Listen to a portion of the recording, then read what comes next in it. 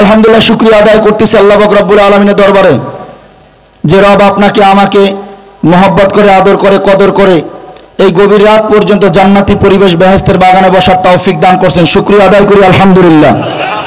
হাদিস তেলাওয়াত করছি, হাদিস দিয়া শুরু করতেছি। হাবিবে কিবরিয়া সরকারে দো আলম নবী আরবি বলেন, আদ দুনিয়া সিজনুল মুমিন ওয়া জান্নাতুল কাফির। দুনিয়াটা মুমিনদের জন্য জেলখানা, কাফেরদের জন্য জান্নাত বা বালাখানা।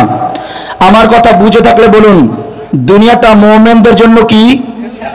জোরে বলেন, জোরে জোরে, আরো জোরে বলেন। দুনিয়াটা মুমিনদের জন্য কি? কাফেরদের জন্য। বাস এতটুকু কথা দিয়েই বয়ান শেষ করব। নবী বলছেন, আমি বলি নাই। নবীর কথা হলো দুনিয়াটা মুমিন যারা, ইমানদার যারা, যারা আল্লাহকে মহব্বত করে, আল্লাহকে ভালোবাসে, নবীকে ভালোবাসে, দ্বীনকে লালন করে, এদের জন্য দুনিয়াটা জেলখানা। কাফের বেঈমান মুশরিক যারা, এদের জন্য দুনিয়াটা জান্নাত বা বালাখানা। এবার বোঝার বিষয় হলো, আমি উদাহরণ দেব না, একেবারে সংক্ষেপ।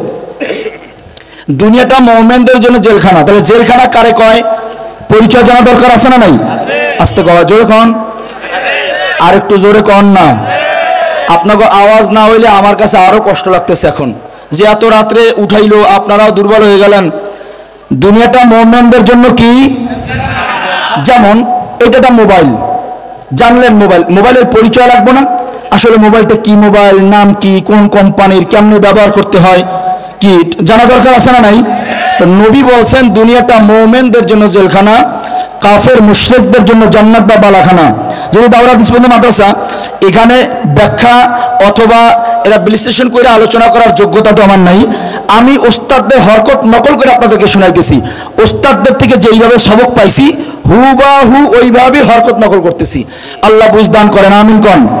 তাহলে বোঝা দরকার, নবী বলেন দুনিয়াটা মুমিনদের জন্য জেলখানা। জেলখানা কারে কয়? কাফের বেঈমানদের জন্য জান্নাত বা বালাখানা। বালাখানা কারে কয় কি জানা দরকার আছে না নাই? যেই জিনিসের মধ্যে তিনটা গুণ পাওয়া যায়, তিনটা গুণ পাওয়া যায়, তার নাম জান্নাত। যার মধ্যে তিনটা গুণ দেখা যায় তার নাম জেলখানা। নবী বলেন দুনিয়াটা মুমিনদের জন্য জেলখানা, কাফের মুশরিক বেঈমান যারা, তাদের জন্য জান্নাত বা বালাখানা। জান্নাত কারে কয়, জেলখানা কারে কয়? উলামায়ে হযরত ফয়সালা দেন। উলামায়ে হযরত বলেন যার মধ্যে তিনটা গুণ দেখা যায় তার নাম জেলখানা, দেখা যায়। আবার যার মধ্যে তিনটা গুণ পাওয়া যায় কিন্তু দেখা যায় না, চর্ম চক্ষু দিয়া দেখা যায় না, কিন্তু কোরআন সুন্নাহ মতে পাওয়া যায়, এর নাম জান্নাত। তিনটা গুণ দেখা যায় তার নাম জেলখানা। কয় তিনটা গুণের এক নম্বর গুণ যেখানে কেউ যাইতে চায় না, দুই নম্বর গুণ গেলে আর থাকতে চায় না, তিন নম্বর গুণ যত গুণ থাকবে ইচ্ছা অনুযায়ী কাজ করা যায় না। এই তিন গুণের নাম জেলখানা। জোরে কন, এই তিন গুণের নাম কি? আরো জোরে কন, জোরে জোরে, আরো জোরে কন না। যেখানে কেউ যাইতে চায় না, দুই নম্বর গেলে থাকতে চায় না, তিন নম্বর ইচ্ছা অনুযায়ী কাজ করা যায় না। এই জন্য দেখবেন একটা চোরারে ধইরা আপনি যত পিটাইবেন, চোরা পিটানি খাবে, কিন্তু তারপরে বলবে আমার পিটে প্রয়োজনে মাইরা ফেলাও, আমাকে জেলখানা দিও না। এটা জেলখানার গুণ। কেউ যাইতে চায় না। আমরা এখানে যারা বসলাম, এই জেলখানা যাবেন? যারা কন্যা হেরা যাইবেননি, তাহলে কই আলান? জেলখানা কেউ যাবেন? এটা জেলখানার গুণ, কেউ যাইতে চায় না। দুই নম্বর গুণ, যদি কেউ যায় বসে কোনো কারণে থাকতে চায় না। সন্তানের সঙ্গে মোলাকাত হয়, সন্তানদের ডাইকা কয় বাবা গাছ বিক্রি করো, জমিন বিক্রি করো, টাকা কর্জ করো, যেভাবে হোক আমাকে জামিনে বের করো। এটা থাকার পরিবেশ বা জায়গা নয়, আমাকে এখান থেকে বের করে লয়ে যাও। এক নম্বর কেউ যাইতে চায় না। দুই নম্বর যদি যায় আর থাকতে চায় না। তিন নম্বর যতদিন থাকবে ইচ্ছা অনুযায়ী চলা যায় না। একজন জেলারের আইন মাইনা চলতে হয়। ক্ষুধা লাগছে অনেক, খাইতে মনে চায়, যদিও মন চায় খাওয়া যায় না। এত মোটা রুটি খাওয়া যায় না। আজকে একটু কোরমা পোলাও বিরিয়ানি হলে ভালো লাগতো, মন চায়, কথা কয় না। মন চায় একটু গরুর গোশত আর পোলাও হইলে মজা লাগতো। মন যদিও চায় জেলারের আইন নাই, খাওয়া যায় না। মন চায়, বহুদিন হয়ে গেল বিবিরে কাছে একটু গল্প করতে মন চায়। মন যদিও চায় জেলারের আইন নাই, করা যায় না। সন্তানদেরকে বুকের মধ্যে জড়ায় আদর করতে মন চায়। মন যদিও চায় জেলারের আইন নাই, করা যায় না। হে জগতের মানুষ, উন্মুক্ত বাতাসে খোলা আকাশের নিচে ঘুরতে মন চায়। মন যদিও চায় জেলারের আইন নাই, করা যায় না। কথা কয় না? মনে চায়, মন চাইলেও করা যায় না। প্রচন্ড গরম, পুকুর ভর্তি পানি আছে, মন চায় একটু যদি ডুব দিয়া গোসল করবার পারতাম। মন চায়, জেলারের আইন নাই।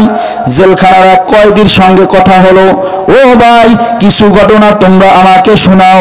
কয় হুজুর গরমে, প্রচন্ড গরম, 3 দিন পর একদিন গোসল করার জন্য দিল, পুকুর ভর্তি পানি, মন চায় ডুব দিয়া গোসল করি, কিন্তু না। কি আবার কি? কোনো কথা নাই, মন চায় না। আমার কয় হুজুর একটা মগ হাতে দিয়া কয় 3 মগ পানি দিয়া গোসল করবি, 4 মগ দিবি না।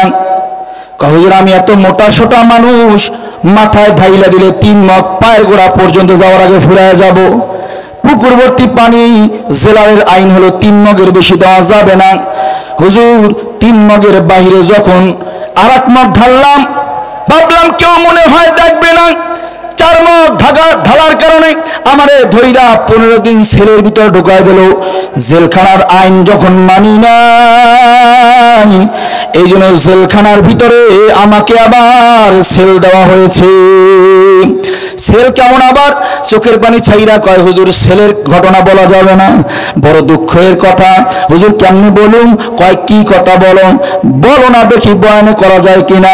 কয় হুজুর এমন একটা ঘর, উঁচু মাত্র 2 হাত, চওড়া 2.5 হাত, এমন একটা ঘরের মধ্যে আমারে রাখলো 1000 পাওয়ারের 2টা ভাত দিয়া।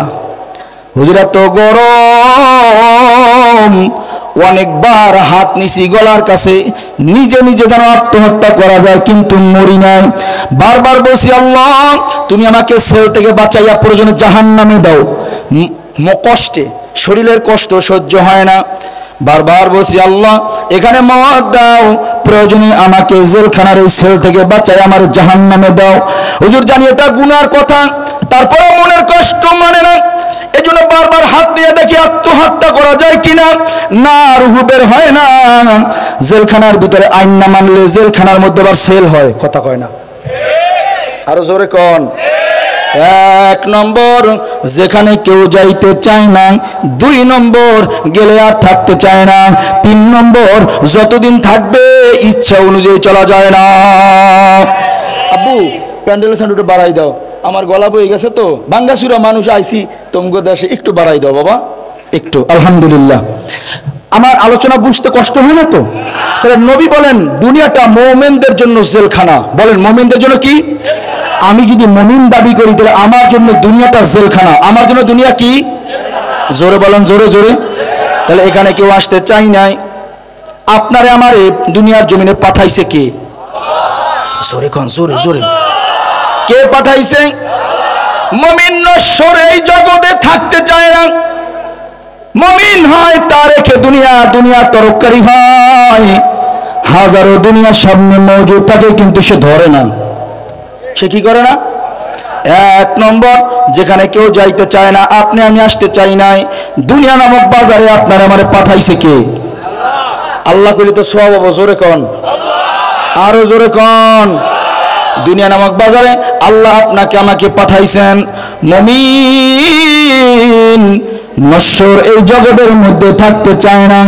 যদিও দুনিয়া চলে, ব্যবসা করে, চাকরি করে, মা আছে, বাবা আছে, বিবি আছে, সন্তান আছে, কিন্তু নজর হয় মুমিনের জান্নাতের দিকে। আমার রব আমারে কোন দিন নিতে পাঠাইবো, আমি আমার রবের কাছে চলে যাম। মুমিন কখনো দুনিয়ার চাকচিক্য দেখা পাগল হয় না, মুমিন কখনো দুনিয়ার দিকে তাকাইয়া রবরে বেজার করে না, মুমিন কখনো দুনিয়ার দিকে তাকাইয়া জান্নাত বিক্রি করে না, সবসময় নজর জান্নাতের দিকে। ঘটনা আসছে, মুমিন যে আসলে এই দুনিয়াতে থাকতে চায় না, সে সবসময় রবের মোলাকাত আর জান্নাতের অপেক্ষা করে। দলিল কি? কথা সংক্ষেপ তো, টুকটুক করে ঘড়ির কাটা অনেক দূর চলে গেছে, লম্বা ঘটনা সংক্ষেপ করে শুনাইতেছি। পয়গম্বর মূসা আলাইহিস সালাতু ওয়াস সালামের জমানার ঘটনা কিতাবের মধ্যে আসছে। মূসা আলাইহিস সালামের জমানায় এক রাখাল, ভাষা বোঝা যায় তো? বোঝা যায়? এক রাখাল, রাখাল মানে যারা মানুষের বেঁধে কামলা দেয়, তাই না? তো এক রাখাল, সে মাঠে কাজ করে, মানুষের কামলা দেয়। কিতাব কয় সবসময় তার কাঁধের মধ্যে একটা গামছা থাকে। কি থাকে? জোরে কোন, জোরে। আপনাকে আওয়াজ শুনলে তো কিছু মানুষ বুঝবো যে না, শেষমেশ এই একটা ভাঙ্গাচুরা মৌলবীরে বইলেও কিছু লোক পাগল আছে, বসে আছে। বাইরে যারা আছে আর একটু বুঝুক। বলেন, এই যে কাঁধের ভিতরে ওইটার নাম কি? মাশাআল্লাহ। তো গামছা আছে, সব সময় তাহারাত পবিত্র হালতে থাকে। কিতাব বলে যখনই উজু ভঙ্গ হয় সাথে সাথে উজু করে। সুবহানাল্লাহ করেন না? এখন আবার সুবহানাল্লাহর ফজিলত বয়ান করার তো সুযোগ নাই, তো বইলে ফেলান, সব তো হবো। তো কাঁধের ভিতরে গামছা আছে। কিতাব কয় এই গামছাটা তার নামাজের মুসল্লা, মানে যায় নামাজ। কেন? অজু সহকারে থাকে তো, কামড়া দেয়, মাঠে পড়ে থাকে। কিতাব বলে যখনই কাজের ফাঁকে একটু সুযোগ হয়, পবিত্র হারাতে আছে, কেবলার দিকে গামছাটা বিছাইয়া রবের কুদরতি কদমে সিজদা দিয়ে ডাক দেয়, আল্লাহ, আর কতদিন দূরে থাইকা তুমি আমারে কষ্ট দিবা, আমারে কি তুমি মোলাকাত দিবা না? রব, দুনিয়া ভালো লাগে না, দুনিয়া পছন্দ হয় না রে আল্লাহ, শুধু তোমার গোলামি হুকুম মানার জন্য দুনিয়াতে আসি। ও মালিক, কোন দিন তুমি আমারে নিতে পাঠাইবা? আমি আমার চক্ষু দিয়া কোন দিন তোমারে আমি দেখবো? আল্লাহু আকবার। কান্দে সেজদায় পড়িয়া। তো যাই হোক, এখানে অনেকগুলো ঘটনা ছিল, এই মাঠের বলার সুযোগ নাই, সামনের দিকে আগাইতেছি। বাজারে যাইতেছে, মাথায় টুকরিট করে কিছু মাল, এই আপনারা এটার কি করেন? এই যে মাথায় করে টুকরি, তা টুকরিত করে কিছু মাল লইয়া বাজারে যায়। এখানে অনেকগুলা ঘটনা, একটা ঘটনা বলতেছি। টুকরিত করে মাল লইয়া যাইতেছে, তো প্রথমে দেখ আগন্তুক সালাম দিছে, আসসালামু আলাইকুম ওয়া রাহমাতুল্লাহ। তো উনি সালামের জবাব দিছে, জবাব দিয়ে কয়, আগন্তুক কে তুমি? তোমার তো কোনোদিন দেখি নাই, এই এলাকা এই মহল্লাবাসী তো মনে হয় না, পরিচিত অপরিচিত বলে তো কেউ না, তুমি কে? ভিন্ন এক প্রকৃতির মানুষ তুমি, তোমাকে তো নতুন নতুন মনে হয়, কে তুমি? সে বলে, তুমি আমাকে চিনবে না, আমাকে কেউ দেখে না, যে একবার দেখে তারে না নিয়ে ফেরত যায় না, আমার নাম মালাকুল মউত আজরাইল। আল্লাহু আকবার, জোরে কোন না? অনেক ঘটনা তো, একটা ঘটনা কিঞ্চিত শুনাইতেছি। তা আপনার আমার কাছে যদি আইয়া কইতো কেউ আমার নাম আজরাইল, টুকরি যেত একদিকে, মাল থাকতো আর একদিকে, লঙ্গি যেত গাছের উপরে, আমি যেতাম আর একদিকে, কথা কয় না? বলা সহজ তো, বলা অনেক সহজ, করা অনেক কঠিন। যাই হোক, মুমিন তো, মুমিন কারে কয়? মুমিনের সিফাতগুলো কি হয়? একটা সিফাত ভালো করে খুব খেয়াল করার চেষ্টা করবেন। এবার মুমিন তো কিতাব কয় টুকরিটারে মাথা থেকে মাটিতে নামাইছে, নামাইয়া মুস্কি একটা হাস দিছে। আল্লাহু আকবার, জোরে বলেন না? হাস দিয়া কয়, আজরাইল ভাই, তোমার অপেক্ষায় আমি দিন গুনতেছি, প্রহার গুনি তোমার অপেক্ষায়, আমার রাতে ঘুম ধরে না, দিনের বেলা কাজ করি আমার শান্তি লাগে না, তুমি কোন দিন আমার নিতে আইবা আর আমি আমার রবের দিদারে চলে যাবো? যেন বা ওযু করে বের হইছি, আমি পবিত্র হালাতে আসি, আমার কাঁধের গামছা এইটা আমার মুসল্লা যায় নামাজ, একটা বারের জন্য সুযোগ দাও, আমার কাঁধের গামছাটা যায় নামাজটা কিবলার দিকে বিছাইয়া আমি আমার রবের কদমে যখন সিজদা দিয়া বলবো সুবহান রাব্বিয়াল আলা, আমি আমার মহব্বতে আমার রবরে যখন ডাকবো, তখন তুমি আমার রূহটা বের করে লয়ে যাইবা। ময়দানে মাহশারে আদালতে কিবরিয়া আল্লাহ যখন আমার জিগাইব, বান্দা আমার জন্য কি নজরানা নিয়ে আসছো? আমি বলবো আল্লাহ দেখেন নাজরানা হিসেবে দেওয়ার মতো আমার কাছে কিছু নাই, তবে তাকায় দেখেন আমি যখন দুনিয়া থেকে বিদায় হইছি আমার কপাল তোমার কুদরতি কদমে ছিল আল্লাহ। যেই কদমে এই কপালটা ছিল, এই কপাল ওয়ালারে কেমনে জাহান্নামে দিবা, তুমি আমারে মাফ করে জান্নাত দিয়ে দাও। এটা হলো মুমিনের সিফত। সবসময় মুমিন খেয়াল করবে এই আমার শেষ সাজদা, আর মনে হয় সিজদা দেওয়ার সুযোগ নেই। এই জন্য হাবিবে কিবরিয়া সরকারে দো আলম নবী আরবি বলছেন আলী মওয়াতরে কত দূরে মনে করো। আলী রাদিয়াল্লাহু তাআলা আনহু বলে ইয়া রাসূলুল্লাহ এক ওয়াক্ত নামাজের জন্য ওযু করছি, অন্য ওয়াক্তের নামাজের ওযু আর নাও করতে পারি। নবী কয় আলী না মওয়াত এত দূরে না আলী রে, মওয়াত এত কাছে, ডান দিকে সালাম ফিরাইছো বাম দিকে নাও ফিরাইতে পারো। এর নাম মওয়াত, এর নাম কি? তো দুনিয়ার জমিনে মুমিন, দুনিয়াটা জেলখানা, এখানে কেউ আসতে চাই না। জোরে বলেন পাঠাইছে কে? আরো জোরে কোন? কিন্তু মুমিন কখনোই নশ্বর জগৎ পছন্দ করে না, কখনোই করে না। এই নশ্বর জগতের পিছনে মুমিন কখনো চিন্তাও করে না। মুমিনের চিন্তা আমার মওয়াত কেমন হবে, আমার কবর কেমন হবে, আমার হাসর কেমন হবে, মিজান কেমনে পারাবো, পুসিয়াত কেমনে পারাবো, আমি জান্নাতে কেমনে যাবো, এই চিন্তায় মুমিন সব সময় বিভোর থাকবে। মুমিনের চিন্তা থাকবে এইটা, খালি দুনিয়া দুনিয়া দুনিয়া দুনিয়া দুনিয়া। এটা মুমিনের সিফাত না। নবী বলেন হুব্বুদ দুনিয়া রাসু কুল্লি খাতিয়া, সমস্ত ধ্বংস গুনার মূল উৎস দুনিয়ার মহব্বত। কথা বলেন এই জন্য দুনিয়ার মহব্বত ভিতরে যদি ঢুকেই যায়, নবী বলেন আর দুনিয়া জিফাতুন ওয়া তালিবুহা কিলাক, দুনিয়ার একটা মরক, একটা মুর্দার মতো। যারা আখিরাত বাদ দিয়ে শুধু দুনিয়া দুনিয়া দুনিয়া দুনিয়া করবে, এরা দুনিয়ার কুত্তা, এরা দুনিয়ার কি কুকুর। কুকুর আমি কই না, নবী কয়। রাগ করিয়েন না। এক নম্বর, যেখানে কেউ যাইতে চায় না, গেলে আর থাকতে, আরে বাবা জোরে কর না, আমার তো গলা বসে গেছে। কারণ দুপুরবেলা রাজবাড়িতে 800 ওলামায়ে কেরামদের একটা প্রোগ্রাম ছিল, ওখানে ভাঙ্গাসুরা মৌলবী হিসেবে আমারই শেষে আলোচনা দিছে। ও এবার উঠে লাগছে প্রধান অতিথি, বোঝেন নাই, উপায় তো নাই। তো কারেন্ট চলে গেছে হঠাৎ করে, আর কি করুন, ওলামায়ে কেরাম তো বসা। শেষ পর্যন্ত মাই ছাড়াই জোরে কথা বলা লাগছে, দেখেন কণ্ঠ ডাইবে গেছে। অনেক বড় বড় ওলামায়ে কেরাম ছিল, ওনারা কষ্ট পাবেন, এই জন্য মাইক ছাড়াই লম্বা সময়, প্রায় 12-13 মিনিট পর আবার কারেন্ট আসছে। এই 12-13 মিনিটের কথা বলছি তো গলা ডাইবে গেছে। আপনাদের গলা তো ঠিক আছে, নারায়ে তাকবীর, আরেকটু উচ্চ হোক না, নারায়ে তাকবীর। এক নম্বর, কেউ যাইতে চায় না। 2 নম্বর, গেলে আর থাকতে চায় না। 3 নম্বর, যতক্ষণ থাকে ইচ্ছা অনুযায়ী কাজ করা যায়। জোরে কোন? মন চায় কোরমা বিরিয়ানি পোলাও খাই, মন চায় জেলারের আইন নাই, খাওয়া যায় না। মন চায় ঘুমাবো, জেলারের আইন নাই, ঘুমানো যায় না। মন চায় বাহিরে যায়, জেলারের আইন নাই, যাওয়া যায় না। মুমিন যারা, তাদের জন্য দুনিয়াটা জেলখানা। যতদিন দুনিয়ায় থাকবে ইচ্ছা অনুযায়ী চলা যাবে না। মন চায় ঘুষ খাইতে, মন চায় এমন চেয়ার পাইলাম এখানে বৈশা মোটা অঙ্কের ঘুষ খাওয়া যায়, মন চায়। আমার জেলার, আমার আল্লাহ, জেলারের আইনের বাহিরে যেমন চলা যায় না। বলেন আপনার আমার একজন জেলার আছে, ওই জেলারের নাম কি? আরো জোরে কোন? মন চায় আমার জেলার আল্লাহর আইন নাই, করা যাবে না। মন চায় গান শুনতে, মন চায়। ও যুবক, গান শোনার ভিতরে নফসানিয়তের খায়েশাত আছে, আমি জানি। মন চায় গান শুনতে, কিন্তু জেলারের আইন নাই, গান শোনা যাবে না। মন চায় সিনেমা দেখতে, মন চায় জেলারের আইন নাই, সিনেমা দেখা যাবে না। মন চায় বেগানা নারীর সঙ্গে মোলাকাত করতে, কিন্তু জেলারের আইন নাই, মন চাইলেও করা যায় না।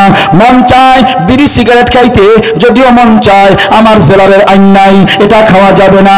মন চায় গাঞ্জা খাইতে, ইয়াবা খাইতে, মন চায়, কিন্তু জেলারের আইন নাই, এটা খাওয়া যাবে না। মন চায় ফজরে উঠতে, মন চায় না। ঘুমায় থাকতে মন চায়, জেলারের আইন নাই, ঘুমায় থাকা যাবে না, উল্টো ফজরের নামাজ পড়তে হবে। কথা কয় না? মন চায় দাড়ি কামাইয়া নওজোয়ান শাস্তে, মন চায় জেলারের আইন নাই এটা করা যাবে না, মন চায় আলেমদের গালি দিতে, মন চায় জেলারের আইন নাই গালি দেওয়া যাবে না, মন চায় দিনের বিরুদ্ধে গিয়া স্লোগান দিতে, মন চাইলেও কোনো দিন করা যাবে না। মনটা চায়। এই সুন্দরী নারী দেখলে এই যে তাকাইলে যে মজা লাগে আমি বুঝি না, বুঝি মন চায় তো। হঠাৎ করে নজর ঘুরায় নেই, ও মন তুই চাইলেও জেলারের আইন নাই, আমি তো জেলখানার ভিতরে, আইন যদি না মানি জেলের মধ্যে আবার সেল হবে, সেল হবে, জেলের ভিতরে সেল হবে। কথা কয় না? এখানে শুরুতে কথা বলছি, অনেক হয়তো রাগ করছেন, আমার মূল কথাটা ছিল এখানে আনতে জেলখানার ভিতরে। মন চাইবে তো অনেক কিছু করা যাবে না। কথা কয় না? জেলার খুশি তো আমার শাস্তি লাগুক। কথা কয় না? আমগো দেশের একজন কি ব্যাপার, 7 বছরের জেল, 4 বছরে কেমনে বেরোইলেন? আমার ভালো আচরণ দেখা জেলারের বড় ভালো লাগছে, এই জন্য জেলার আইন করছে, ও বড় আদো বলা বড় ভালো, ও মনে হয় মিথ্যা মামলায় আক্রমণ করছে, মিথ্যা মামলার কারণে ও জেলে আসছে। যা কয় হুজুর আপনারা তো জানেন না, জেলখানা সবার 30 দিনে মাস হয় না, কারো 22 দিনে মাস হয়, কারো 18 দিনে মাস হয়, কারো 12 দিনে মাস হয়। কথা কয় না? কয় জেলার আমার আদব কায়দা 5 ওয়াক্ত নামাজ পড়ি, তেলাওয়াত করি, মানুষদেরকে কোরআন শিখাই, এইটা দেখা জেলারের ভালো লাগার কারণে আমার মাসটারে কমাইয়া অল্প দিনে মাস বানায় দিছে। 7 বছরের জেল আমার 4 বছরে খতম হয়ে গেছে। মাঝে মাঝে জেলার খুশি হইলেও পরিপূর্ণ শাস্তির আগেও নাজাত পাওয়া যায়। এই জন্য কে কি বললো না বললো অনেকে কষ্ট পাইতেই পারেন, কিন্তু যা বলছি একমাত্র আল্লাহর খুশি করার জন্য, নফসানিয়তের খায়েশাতের জন্য না রে বাবা। কারণ আমার আল্লাহ যদি খুশি হয়, আমার কালো মানিক সৈয়দ ফজলুল করিম রহমাতুল্লাহ বলছিল, বাবা আমি মারা যাওয়ার পরে তোমরা সবাই যদি আমার কবরটাকে ফুলের মালা দিয়া সাজাও দাও, আমার মাওলা যদি মাপ নাই করে এই ফুলের মালা আমার কিছু আসে যায় না। আর আমার কবরটা তোমরা যদি জুতার মালা দিয়েও সাজায় দাও, আল্লাহ যদি মাফ করে দেয় এই জুতার মালায় আমার কিছু আসে যায় না। এটা তো মুমিনের সিফাত, মুমিনের কথা। কেডা বেজার হইল আর কেডা খুশি হইল, তার টাইম আছে। কথা কয় না? আমি দেখবো আমার কাজে আমার আল্লাহ খুশি কিনা, আমার কাজে আমার নবী খুশি কিনা। কথা কয় না? হ্যাঁ, আল্লাহ খুশি তো গোটা দুনিয়া আল্লাহ আমার মুআফিক বানায় দিবে। আল্লাহ খুশি তো গোটা দুনিয়া আমার গোলামি করবে। আল্লাহ খুশি, আরে টাকার জন্য পাগল হবে না, টাকা আমার পিছনে পাগল হবে। কথা বল, আমার পিছনে ছুটবে, আমার পিছনে ছুটবে টাকা। বলেন সম্পদ দেওয়ার মালিক কে? বেশ, আমি আমার রবরে ধরি। আপনারা জানেন অনেকেই আমি একজন চেয়ারম্যান, তা তো জানেন। রাগ করার পিছনে কিছু কারণ আছে। আমি না পারি রাত্রে ঘুমাইতে, না পারি দিনে ঘুমাইতে, কারণ ওই স্বৈরাচারী আমলেও 3472 ভোট বেশি পেয়ে চেয়ারম্যান হয়েছে। বুঝেন নাই?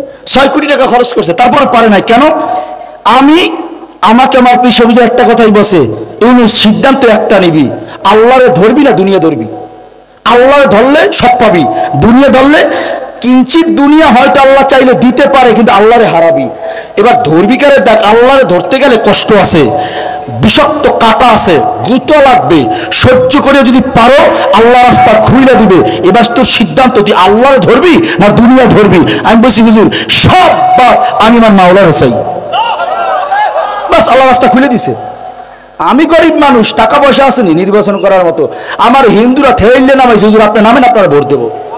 6 কোটি টাকা খরচ কইরাও পারে না একটা হিন্দু ভোট নিতে। এই কথাই বলতেছিলাম আমাদের হজরতের সাথে, যে আমার 7টা হিন্দু পাড়া সমস্ত হিন্দুদের ভোট একজন মৌলবীর পক্ষে এজন্য দিছে, কারণ আমি যখন মাওলারে ধরছি যে আল্লাহ আমার টাকা নাই, আমার শক্তি নাই, আমার জোরের একটা ভাই নাই, আমার ডানে বামে কেউ নাই, আমার ডানে বামে সামনে পিছনে আসর তুমি চাইলে আমারে বাঁচাইতে পারো, চাইলে আমারে ডুবাইতে পারো, কি করবা তোমার ব্যাপার। তুমি আমার যদি বাঁচাই দাও দিন বাঁচবে, তুমি আমারে ডুবাই দিলে দিন ডুববে। আল্লাহ এবার তোমার সিদ্ধান্ত তুমি দেখাই দাও, তুমি দিনের বিজয় দিবে না দিনকে ডুবাই দিবে। আল্লাহ দিনের বিজয় দিয়ে প্রমাণ করে দেখাই দিবে।